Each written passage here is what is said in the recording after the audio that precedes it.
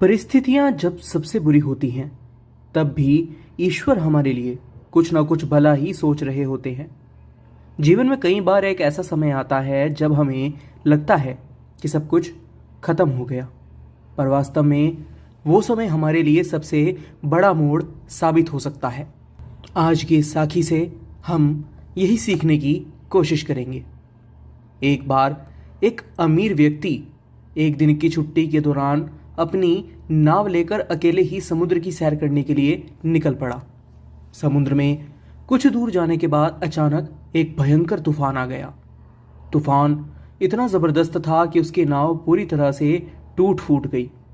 किसी तरह उसने अपनी लाइफ जैकेट के सहारे समुद्र में कूदकर जान बचाई और काफी संघर्ष करने के बाद एक सुनसान टापू पर जा पहुंचा। टापू पर उसे कोई इंसान तो नहीं मिला, लेकिन उसने सोचा कि ईश्वर ने उसे मौत से बचाया है तो आगे का रास्ता भी वही दिखाएंगे। कुछ दिनों तक वह टापू पर उगे हुए फल पत्ते खाकर किसी तरह जीवित रहा। अब उसे लगने लगा था कि वह इस टापू पर फंस गया है और कोई बचने की उम्मीद नहीं है, लेकिन फिर भी उसने ईश्वर पर भरोसा बनाए रखा। उसने सोचा कि इस अनजान टापू पर उसे कुछ और दिन गुजारने पड़ सकते हैं, इसलिए उसने लकड़ी और पत्तों से एक झोपड़ी बनाने का निश्चय किया। दिन भर मेहनत करने के बाद आखिरकार उसकी झोपड़ी तैयार हो गई और उसने राहत की सांस ली। अब उसे कहीं सुरक्षित सोने की जगह मिल गई थी। लेकिन जैसे ही वह अपनी नई झोपड़ी को देखकर संतोष की भावना में डूबा हुआ था, अचानक मौसम फिर से बदला।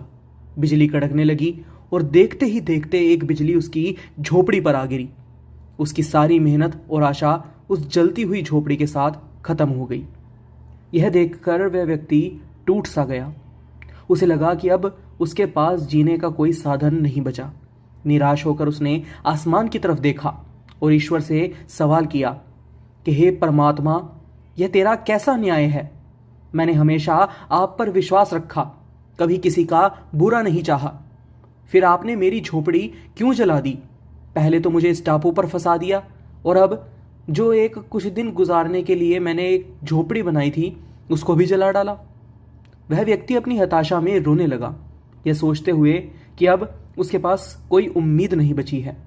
तभी अचानक समुद्र के किनारे पर एक नाव आकर रुकी। उसमें से दो व्यक्ति बाहर आए और बोले कि हम तुम्हें बचाने आए हैं।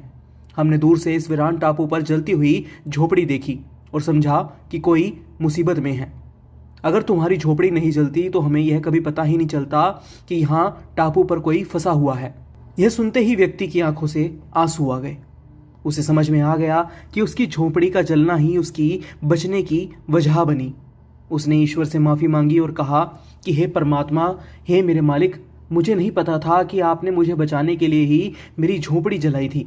मैंने अपना विश्वास खो दिया था, लेकिन अब मुझे यकीन हो गया है कि आप हर समय मेरे साथ हैं। मुझे माफ़ कर देना। यह साखी हमें सिखाती है कि जीवन की कठिनाइयों में धैर्य और विश्वास बनाए रखना कितना महत्वपूर्ण है। कभी कभी जो हमें नुकसान या विफलता मिलती है वह ईश्वर की ओर से हमारी मदद के लिए किया गया कोई संकेत हो सकता है।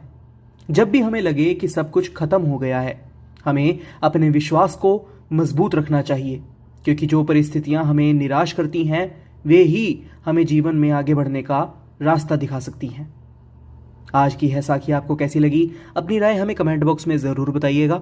फिलहाल के लिए बस इतना ही। एक बार फिर से लौटेंगे एक नई साखी के साथ।